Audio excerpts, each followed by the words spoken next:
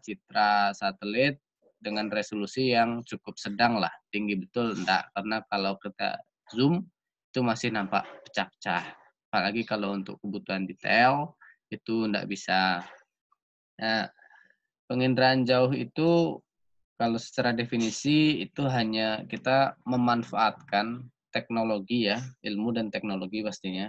Ilmu dan teknologi untuk mendapatkan informasi atau fenomena ya tanpa berinteraksi dengan lokasi tersebut, tanpa harus ke lokasi tersebut, tanpa harus bersentuhan dengan objeknya. Nah, itu secara definisi seperti itu. Nah, apa sebenarnya yang dimanfaatkan dalam penginderaan jauh? Yaitu sinar tampak, gelombang tampak yang ukurannya 400 nanometer sampai dengan 700 nanometer. Ini adalah panjang gelombang yang bisa dimanfaatkan untuk kebutuhan penginderaan jauh. Tapi kita nggak bahas ini bahasan ini udah mungkin kalian sudah agak paham ketika kuliah SMA dulu, sekolah SMA dulu. Ini ada di pelajaran fisika terkait dengan gelombang tampak. Nah, ketika ada sumber energi berupa matahari ya, matahari memberikan radiasinya. Radiasi itu akan disimbolkan energi akan mencapai target objeknya dengan notasi I. Jadi seluruh objek akan memberikan 4 respon. Pertama, dia akan menerima radiasi itu berupa gelombang, kemudian ada yang ditransmisikan, ya disebarkan lagi, pindahkan lagi, ada yang diserap, ada yang dipantulkan.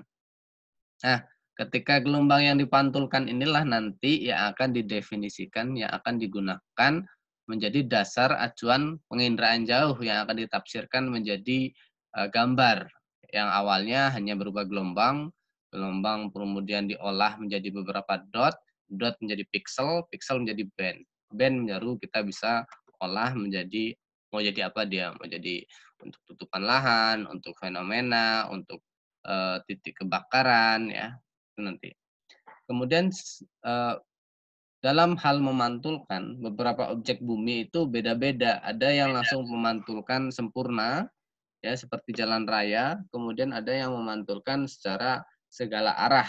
Kalau segala arah pasti objek yang tidak beraturan, seperti tajuk pohon, dia kan tidak beraturan, jadi proses pemantulannya tidak sempurna, dan penerimaannya pasti akan sebagian akan berbeda nanti nilainya. Nah, oke, ini sebelum saya besarkan ya. Komponen penginderaan jauh itu kalau kita bicara komponennya ya pastinya ada sumber energi. Tadi udah bicara kita sumber energi berupa matahari.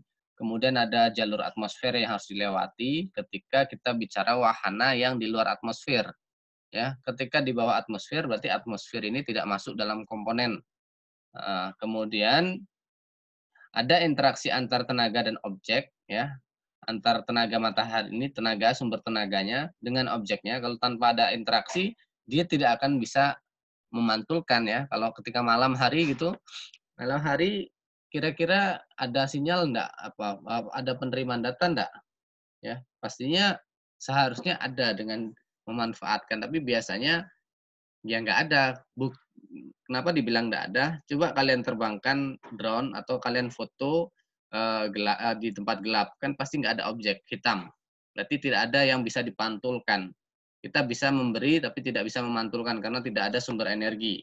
Itu tanda tidak ada interaksi antara tenaga dengan objek. Kecuali ada ketika dia ada sumber, baru dia ada interaksi. Tapi beda halnya nanti kalau kita bicara dengan beberapa wahana yang tidak tergantung dengan sumber matahari. Jadi dia wahananya aktif, ya berupa radar ya. Radar itu tanpa ada cahaya matahari pun dia bisa merekam data, menghasilkan informasi. Sensor, yang dimaksud sensor ini tadi kan saya udah bilang di sini dari 400 nanometer sampai 700 nanometer itu dibagi menjadi beberapa saluran. Jadi misalkan fokus ke 400 sampai 500 nanometer, ini fokus ke cahaya ungu misalnya. Kemudian di sini untuk fokus cahaya biru, cahaya hijau dan cahaya merah. Biasanya yang untuk visible adalah RGB, jadi red, green, blue. 3 ini adalah tiga saluran yang harus dipakai di dalam sensor. Saluran itu adalah sensornya. Kamera kita umumnya hanya memiliki 3 sensor, yaitu sensor yang untuk gelombang biru, gelombang hijau, sama gelombang merah. Seluruh kamera kita memiliki itu. Tapi kalau untuk spasial, dia dipecah-pecah, ya, dipecah-pecah sesuai peruntukannya. Kalau untuk hanya menunjukkan gambar sebenarnya, gambar tampak, true color ya memang menggunakan gelombang RGB. Tapi kalau untuk kebutuhan analisis tutupan wilayah, biasanya blue tidak digunakan, hanya green, red, sama near, ya. Green, red, dan near. Jadi gelombang 2, gelombang 3, gelombang 4. Biru tidak digunakan kalau dalam analisis tutupan wilayah. Apalagi kalau analisis terkait dengan tingkat kesehatan tanaman. Tingkat kesehatan tanaman yang digunakan hanya gelombang merah dan gelombang near. Sisanya nggak digunakan. Ada lagi kalau semuanya kita mau mengetahui posisi orang dalam gedung, ya. Posisi orang dalam gedung kita menggunakan sensor thermal, ya. Kalau sensor thermal, ya, dia tidak menggunakan gelombang yang tadi, dia menggunakan thermal, infrared. Nah, satu lagi ini wahana.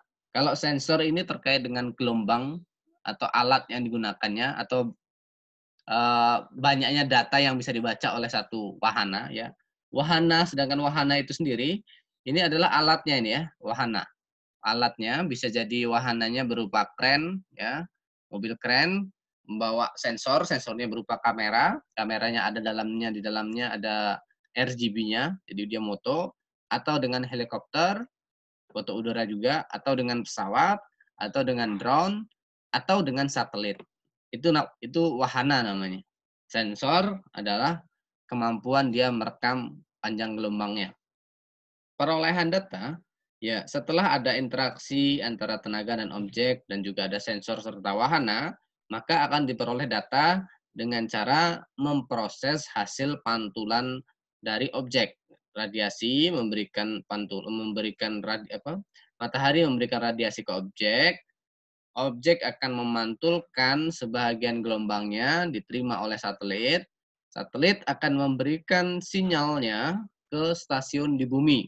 Kemudian diolah menjadi beberapa band saluran untuk menghasilkan citra. Yang disebut dengan citra bukan citra suara, di sini adalah citra, ya, citra satelit, kenampakan dari satelit. Nah, kenampakan dari satelit itu nanti banyaknya band, ya, dia band, saluran, kanal itu sama. Sensor 4 sama itu. Ini istilah yang sama, objeknya sama maksudnya. Istilahnya beda, objeknya sama. Kanal, band, saluran, sensor itu sama objeknya, sama-sama kemampuan wahana untuk merekam data. Jadi nanti akan diambil oleh stasiun bumi untuk dihasilkan citra dalam beberapa band dan nanti user akan bisa menggunakannya, ya, baru digunakan untuk aplikasi. Nah, ini sebagai contoh saja sifat pantulan dari objek di permukaan bumi. Ketika air seperti ini persen reflektan, ya. Persen reflektan ini adalah panjang gelombang dari objek. Ini air lebih rendah persen reflektannya, ini tanaman lebih tinggi dan soil. Jadi ini bisa jadi berubah-ubah tergantung sumber energinya. Ngambil siang, ngambil sore, ngambil pagi itu beda ininya. Tapi yang kita lihat adalah polanya, bukan masalah tinggi rendahnya. Polanya pasti akan terbentuk seperti ini. Kalau tinggi rendahnya pasti berbeda-beda karena sangat tergantung terhadap sumber energi yang diberikan. Kita memberikan pencahayaan 100 fluk dengan 500 fluk akan beda nanti kan reaksinya. Ya, begitu juga dengan reaksi objek yang di permukaan bumi ini. Nah, jenis sensor, jadi tadi udah dibilang, kalau seumpamanya wahana itu hanya mengandalkan energi matahari, maka metode dari citra satelit itu sendiri disebut metode pasif. Karena dia menerima hasil pantulan saja. Ketika malam dia tidak bisa bergerak. Maksudnya tidak tidak ada objek yang bisa terambil karena posisinya gelap semuanya. Paling nanti bintang-bintang kalau semuanya yang satelit fokus ke airspace. Kemudian ini ada namanya metode aktif. Metode aktif itu adalah satelit radar, ya, satelit radar yang dia memberikan sumber energi sendiri dari bumi ataupun dari awak kabinnya itu sendiri. Jadi awaknya itu memberikan cahaya, merekam atau hanya memberikan gelombang. Kalau semuanya kita untuk radar itu kan biasanya tidak ada berupa cahaya, tapi berupa gelombang saja diambil. Nah, nanti hasilnya itu sama, akan menghasilkan beberapa band yang bandnya nanti diolah. Tapi tidak tergantung terhadap sumber energi berupa matahari. Itu berarti metodenya aktif. Kemudian cara perekaman. Jadi cara perekaman, kalau di dalam penginderaan jauh, dalam kita mengambil foto, mungkin kita biasanya ngambil foto, nggak ada namanya pengklasifikasian. Ternyata di dalam JS ada diklasifikasikan. Ada namanya metode fotografik dan namanya non-fotografik atau elektronik. Simpelnya gini, kalau kalian memfoto dengan menggunakan HP kalian, itu namanya metodenya fotografik. Kenapa fotografik? Karena komponen fotografik dia hanya mengandung yang 3 ini. Dot pitch-nya, ada dot pitch merah atau sensor merah, dot pitch green, sensor green, dan dot pitch blue. Dia komponen terkecilnya kalau kita zoom bukan berupa petak, tapi berupa dot-dot kecil, titik-titik kecil. Sama halnya kalau zaman dulu kita memfoto pakai kamera itu, ketika kita mau mencuci, kan orang tukang foto masuk ke ruangan gelap, kemudian diproses secara kimiawi, kemudian dihasilkanlah foto. Nah, foto itu yang namanya dengan fotografik. Beda halnya kalau kita sudah melakukan scanning. Kalau udah melakukan scanning, itu namanya proses non-fotografik. Kita scan gambar tersebut, maka gambar yang tadinya dalam bentuk dot, dia akan berubah menjadi bentuk pixel. Ya, ketika berubah dari dot ke pixel, maka dia akan terjadi transisi dari fotografik ke non fotografik atau elektronik. Makanya ya, ini biasanya memang dia menghasilkan gambar itu dari panjang gelombang yang terjadi, bukan dari objek kemudian diproses secara kimiawi. Jadi itu contoh gampangnya untuk menafsirkan fotografik itu apa, elektronik itu apa. Fotografik bagian terkecilnya disebut dot. Kalau elektronik, bagian terkecilnya disebut pixel.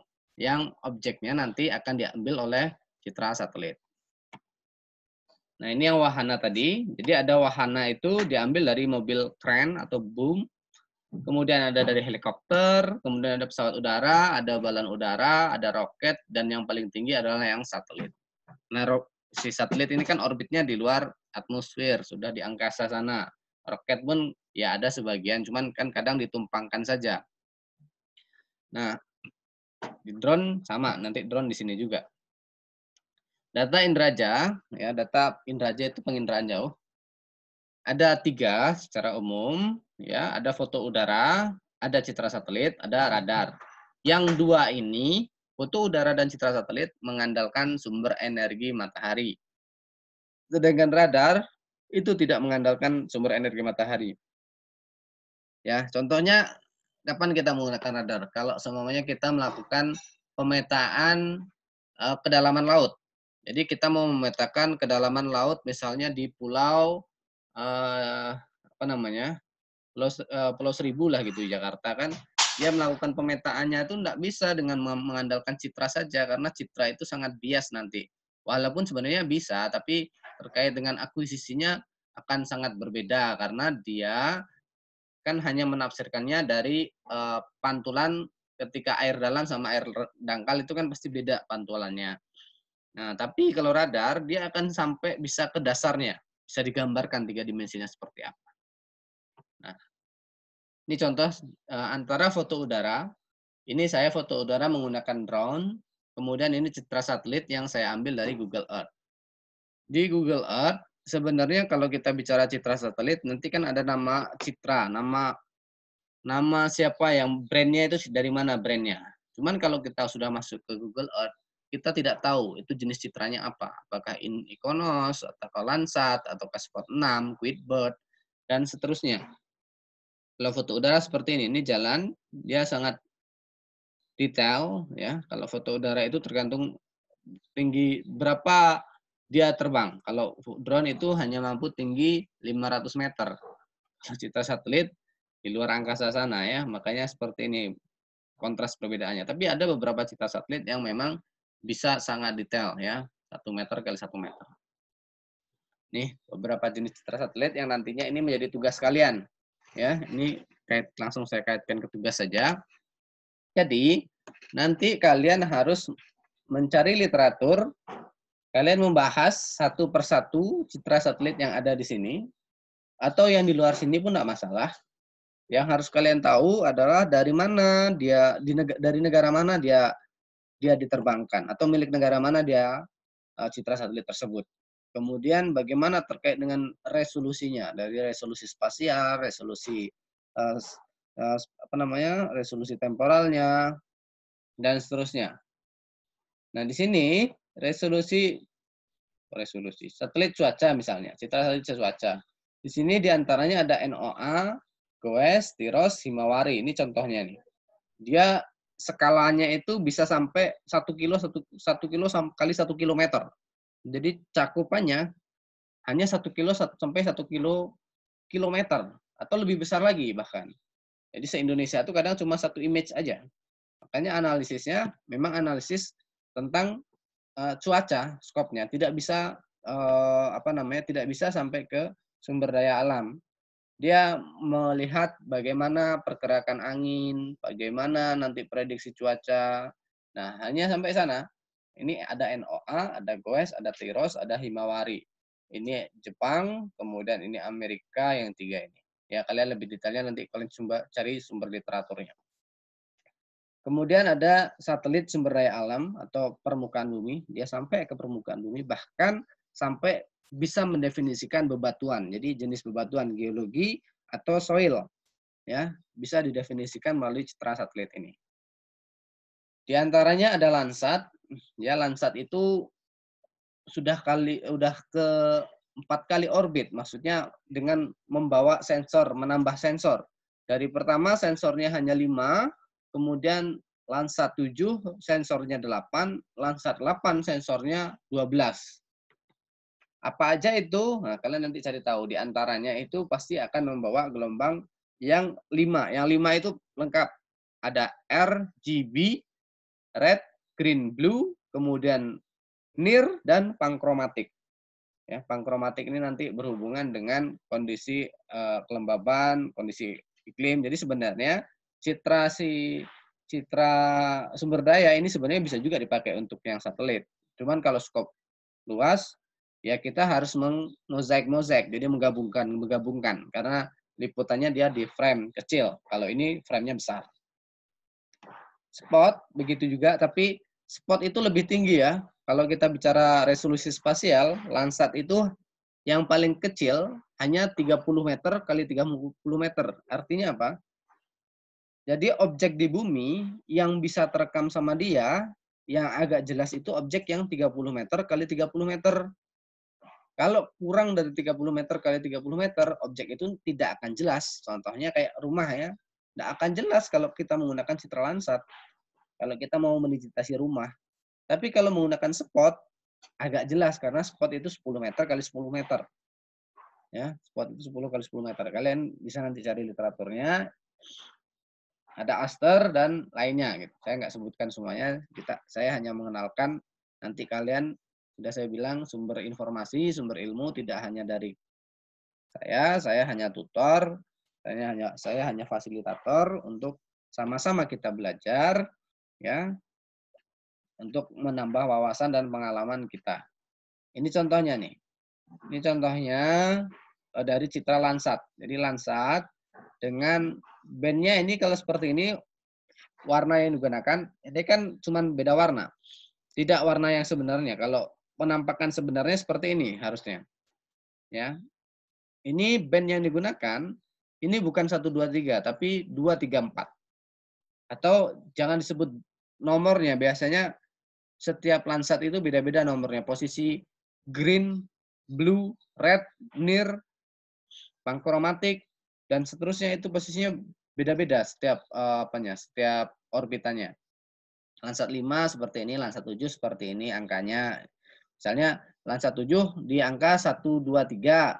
Landsat 8 itu untuk membuat true color-nya itu di 2, 3, 4. Jadi bergeser sedikit. Kalau resolusi tinggi, diantaranya ada GeoEye, kemudian ada World View, kemudian ada QuickBird, kemudian ada Iconos, dan banyak lagi lah satelit-satelit dari negara lain. Nah, ini contoh saya ambil GeoEye, ini dari websitenya langsung seperti ini. Jadi dia sangat detail. Kalau di Landsat, ini tidak bakalan nampak, blur nampaknya. Nanti dicontohkan secara data. Karakteristik citra, ya ini tadi sudah saya bilang, ada resolusi spasial, ada spektral, ada radiometri, ada temporal. Yang dimaksud resolusi spasial tadi sudah saya ceritakan panjang lebar. Maksudnya itu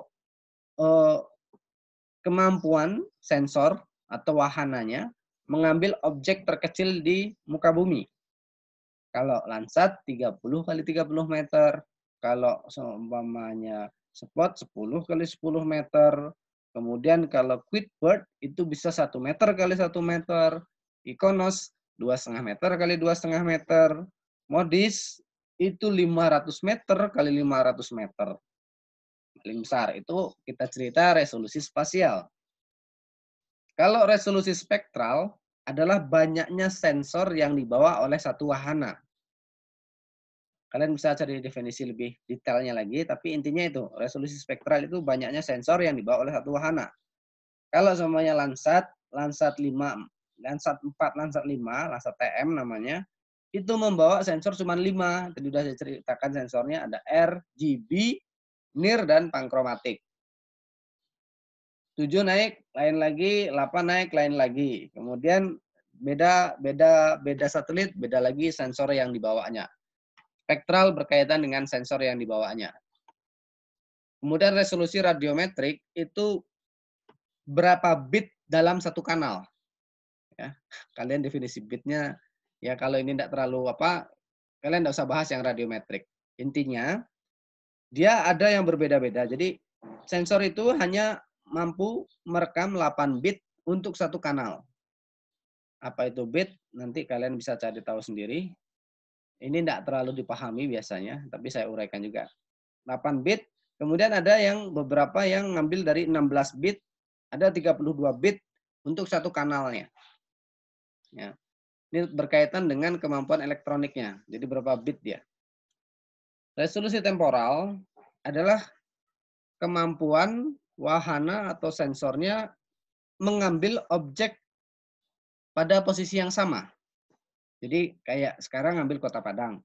Kapan si wahana ini setelah mengorbit bumi, ya, orbit bumi, kembali ke posisi ngambil Kota Padang lagi. Jadi setelah mengorbit itu yang temporal. Jadi kalau semuanya Landsat itu 16 hari sekali sampai dengan 18 hari sekali. Jadi setelah 16 hari itu posisi sensor kembali lagi ke posisi awalnya, semula lagi. Ya, Kota Padang, nanti ngambil di Kota Padang lagi. Itu selama 16 hari. Jadi sebulan si Landsat ada data 2 kali. Sebulan 2 kali. Ada data, ada yang bisa mengorbit sesuai permintaan. Jadi ya saya mau butuh gambar sekarang. Ya ada, dikelilingin aja. Dipindahkan satelitnya oleh user kalau diminta. Karena kita yang seperti itu pastinya bayarnya lebih mahal. Nih, kalau kalian mau beli citra satelit ini, langsung aja buka akses 8 ya. Ada peraturan dari 8 terkait dengan penjual belian citra satelit. Itu mahal-mahal citra satelit. Nah ini, terus bagaimana kita memprediksi dari citra satelit? Di sini interpretasi ada 2, namanya unsupervised atau tidak terbimbing dan supervised, terbimbing. Kalau kita menggunakan unsupervised, itu interpretasi secara digital. Jadi komputer hanya membedakan warna-warna yang dimunculkan di dalam desktopnya, di dalam projectnya. Jadi warna-warna itu akan dikelompokkan sendiri oleh komputer menjadi sesuai permintaan kita. Kita mau berapa kelompok? Misalkan dari masukan gambar, saya mau memisahkannya 8 bagian. Ya udah nanti komputer akan menyeleksi menjadi 8 bagian, mengeneralisasi.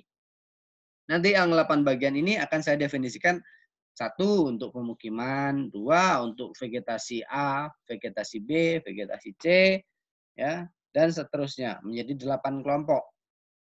Itu kalau menggunakan metode unsupervised. Kalian nanti bisa cari literatur apa itu unsupervised atau apa itu supervised. Saya kasih clue-nya saja. Nah, kemudian ada yang supervised, itu deteksi secara terbimbing. Jadi karena terbimbing, kita harus mendeteksi objek yang akan kita amati. Kita harus mendefinisikan misalkan warna merah itu pemukiman, warna biru itu sungai, laut, danau, dan seterusnya. Warna hijau terang itu semak belukar. Warna hijau gelap itu hutan lebat. Jadi kita memberikan informasi ke komputer berupa SHP, poligon SHP yang berisikan informasi tersebut. Nanti komputer akan mentrace berdasarkan sumber informasi yang kita masukkan itu. Nah, diidentifikasi mana yang cocok. Kemudian kalau kita mau mendetailkan lagi, hasil interpretasi dari komputer itu akan kita deduksi lagi, kita reduksi, kita generalisasi. Berdasarkan Rona itu tadi ada warna, ada pola, ada bentuk ya. Dan ini adalah kunci interpretasi. Sehingga nanti karena tidak semua citra kan bentuknya kenampakan objek di bumi. Banyak citra yang hanya memberikan informasi warna-warna saja. Ini unsur citra satelit, unsur dalam menginterpretasikan citra dari yang tingkat terendah sampai tingkat terumit. Kalau kita hanya menginterpretasikan berdasarkan rona dan warna, itu masih umum. Ya, masih umum. Misalkan tadi yang saya ceritakan, warna merah ini, warna ini. Tapi kalau seumpamanya bentuknya seperti ini, kan sebenarnya ini kita bisa digitasi aja nih. Kita digitasi, ini pemukiman, ini vegetasi berupa apa? Apakah ini kebun campuran, apakah ini semak belukar, atau ini perkebunan. Saya nggak tahu tanpa saya turun ke lapangan. Makanya konvergensi bukti adalah kita melakukan turun ke lapangan. Kemudian ada bentuk, ya bentuk misalkan seperti ini. Ini bentuk letter U ini bisa jadi ini sekolahan atau kantor pemerintahan atau rumah sakit. Makanya harus diperkuat dengan nomor 9, konvergensi bukti. Ukuran terkait besar kecil, misalkan ukuran danau, ukuran kolam, ukuran waduk, itu kan beda-beda. Oh yang kecil ini kolam nih. Nah, posisinya karena site-nya, ini kita harus memikirkan site-nya, posisinya situsnya apa. Ya. Site-nya itu di tengah permukiman. Oh berarti ini kemungkinan besar ini hanya kolam ini, bukan waduk, bukan kolam, bukan danau. Nah, tekstur berkaitan dengan ini. Ini kan sangat rapat. Ini renggang-renggang. Berarti ini kita bisa bedakan. Ini mungkin ini hanya ruang hijau perkotaan. Ini kita definisikan tadi kalau enggak perkebunan campuran atau perkebunan atau mungkin ya hutan, mungkin hutan kota gitu. Karena teksturnya beda. Pola, pattern, ya ini pola. Jadi kalau pola itu bukan pola pembuka HP, tapi ini pola terkait dengan penyebaran pemukiman, kemudian ada jalan, ada jalan. Kalau ada jalan pasti ada pemukimannya seperti ini. Ini polanya seperti itu. Kalau shadow itu shadow bayangan dia biasanya karena ada tinggi rendahnya perbukitan.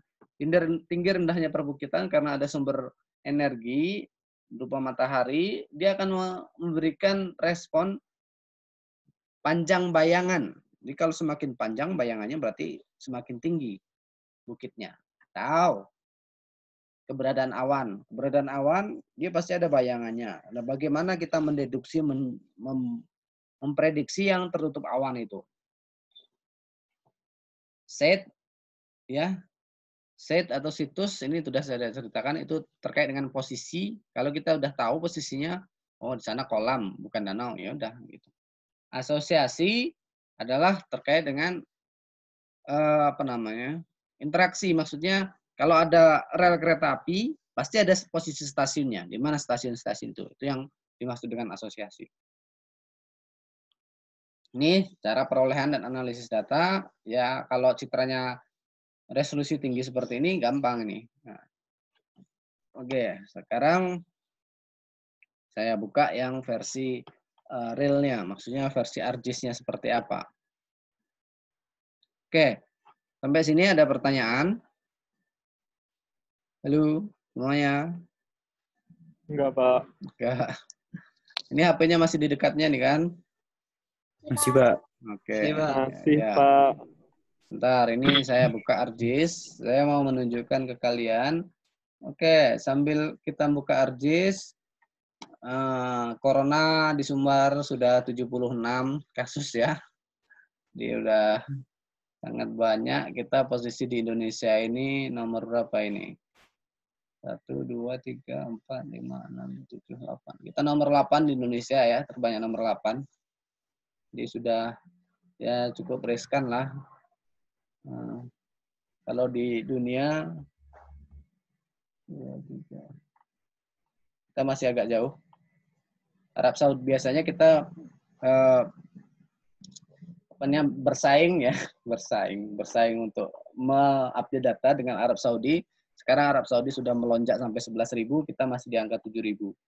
Biasanya kita berdekatan. Mungkin ini ada terkait dengan data yang kurang update.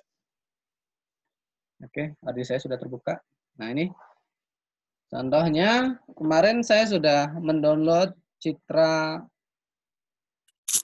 Landsat, ya, Citra Landsat di ini Citra. Jadi kemarin saya ada download Citra Iconos. Iconos, ini saya masukkan Iconos. Ada kalau Iconos dia 5 saluran. Ya. Ini saluran kalau Iconos. Oke. Bentuknya hitam putih karena dia satu-satu gelombang. Ini di sini didefinisikan ya. Gelombang 1 untuk blue, ada green, ada near, ada red, ada panchromatic. Kalau seumpamanya kita mau membuat warna ini, kita bisa melakukan nama prosesnya itu composite, menggabungkan beberapa band. Kalian bisa mengkomposit melalui tools namanya data management tools, kemudian raster, kemudian proses, kemudian composite band. Kalau kita composite band, pasti akan, karena tujuan saya hanya mau memunculkan warna tampak, berarti yang saya akan ambil adalah yang red, green, blue. Nah, posisi ini sangat menentukan. Maksudnya posisi ini. Red, green, blue. Dia di urutan di ArcGIS, itu yang paling atas itu biasanya yang red, kemudian yang green, yang blue. Nah, seperti ini. Urutan ini sangat berpengaruh. Jadi kalian harus pas meletakkannya. Ini adalah Iconos. Saya bikin true color. True color. Oke. Nah, maka dia akan melakukan proses menjadikan gambar ini warna tampak. Kalau ini kan warna semu, hitam putih. Tidak warna sebenarnya. Oke, seperti itu. Ya, jadi berwarna dia. Yang tadinya nggak berwarna, kalau saya ambil bandnya red, green, blue, maka warnanya seperti ini. Beda halnya kalau saya mau menganalisis dengan melakukan interpretasi, itu biasanya yang diambil adalah near, kemudian red, kemudian green. Near, red, green, ini saya okekan saja. Beda lagi bentuknya, enggak, ini kan warna sebenarnya jadinya. Ini saya main di Iconos saja dulu. Nah, seperti ini. Jadi yang warna vegetasi, dia akan memberikan respon seperti ini. Warna merah ini semuanya vegetasi nih. Ya, warna merah ini vegetasi. Jadi untuk membedakan vegetasi non vegetasi. Kalau seperti ini masih agak ini di sini nih apakah ada vegetasi? Kalau dilihat seperti ini, oh vegetasinya ada tapi di objeknya sini-sini aja nih. Ini warna merah ini pasti vegetasi semua. Karena red dan green itu mewakili terkait kalau red sendiri itu mewakili dengan klorofil dedaunan. Jadi leaf area index ya, leaf area index luasan persen daun itu diwakilkan oleh gelombang merah. Ya. Oke, ini konos seperti ini. Kalau semuanya saya ambil Landsat, saya kemarin download Landsat juga. Ini Landsat. Landsat itu bandnya sangat banyak. Bandnya 12, ini Landsat 8 ya. Kalau Landsat 7 cuma 8. Ini karena Landsat 8 makanya 12 bandnya. Apa aja isinya kalian nanti cari literatur sendiri. Kalian bisa cari tahu. Karena itu tugas makanya saya nggak sampaikan juga. Ini sama-sama kita cari. Nah, ini urutan ini harus betul. Ini 11, 10. Oh, yang 12 enggak perlu masuk misalnya. Sama kalau Landsat, ini saya zoom dulu. Zoom. Ini posisinya di Kota Padang. Kalau pengen yang true color, karena ini Landsat 8, ya kalau enggak salah, coba. Letaknya itu di 2, 3, 4. Karena 1 itu kalau enggak salah bukan untuk yang blue. Ya. Kalian bisa cari tahu di sini. Landsat 8. Apa aja bandnya, nih langsung dapat. Nih. Ya, jadi 1 itu untuk aerosol. Makanya blue-nya itu di band 2, band 3, dan band 4. Band 5, ini saya buka aja yang open gambar di tab baru. Nah, seperti ini ya. Nah, ini gelombang yang ada di Landsat 8. Ini ada thermal nih yang mau analisis terkait dengan suhu. Kayak kemarin ada saya contohkan suhu. Ini bisa diambil.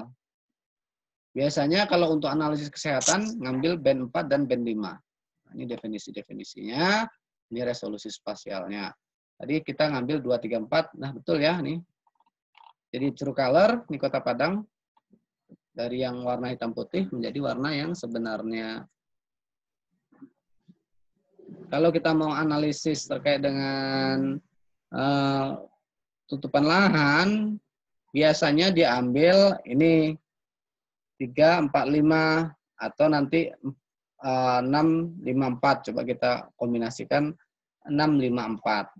Ya.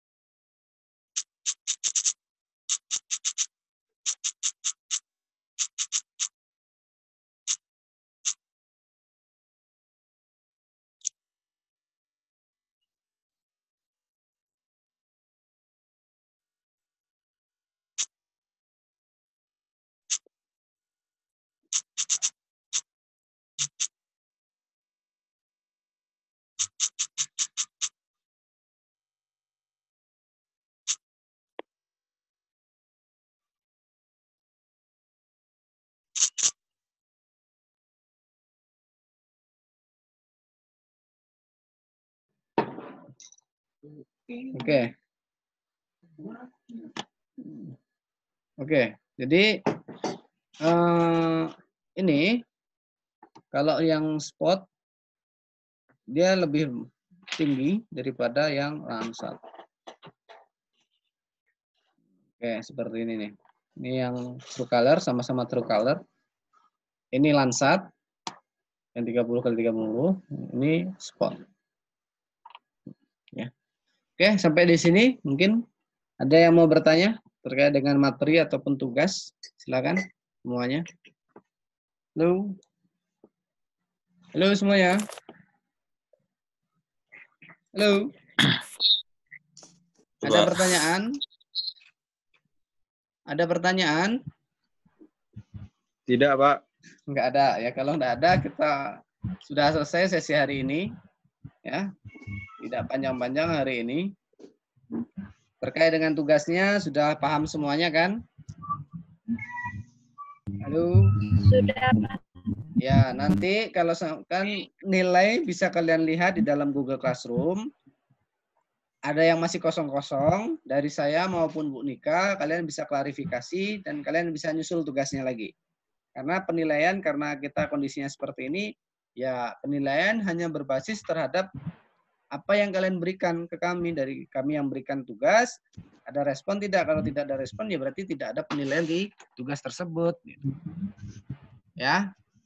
Ya, Pak. Oke, hari ini mungkin terima kasih. Iya, Pak. Selanjutnya kita sudah selesai perkuliahannya, tapi saya masih melayani kalian meminta diskusi baik di jam kuliah maupun di luar di jam kuliah, maksudnya waktu kuliahnya ya. Ya. Waktu kuliah kalian kan hari Rabu, kalau kalian mau komunikasi hari Senin, Selasa enggak masalah, Kamis, Jumat juga enggak masalah. Untuk melengkapi bagaimana proses penyelesaian tugas kalian. Nah, tapi ketika hari kuliah, kalian tetap wajib absen di Google Classroom. Itu aja, sudah cukup absen di jam di jam yang kalian kuliah, jangan di luar jam. Karena kalian absen di luar jam, tidak akan saya masukkan dalam absensi. Ya, oke, terima kasih untuk hari ini. Mohon maaf, selama kita perkuliahan, ada salah sampai mungkin saya. Karena udah hari mau menjelang puasa lagi, silahkan fokus beribadah dan menyelesaikan tugasnya. Saya akhiri sesi perkuliahan hari ini. Assalamualaikum warahmatullahi wabarakatuh. Waalaikumsalam warahmatullahi wabarakatuh. Terima kasih, Pak. Ya, terima kasih semuanya. Ya, terima kasih semuanya. Terima kasih ya, Pak. Ya, saya copy. Silakan kalau yang mau close dulu.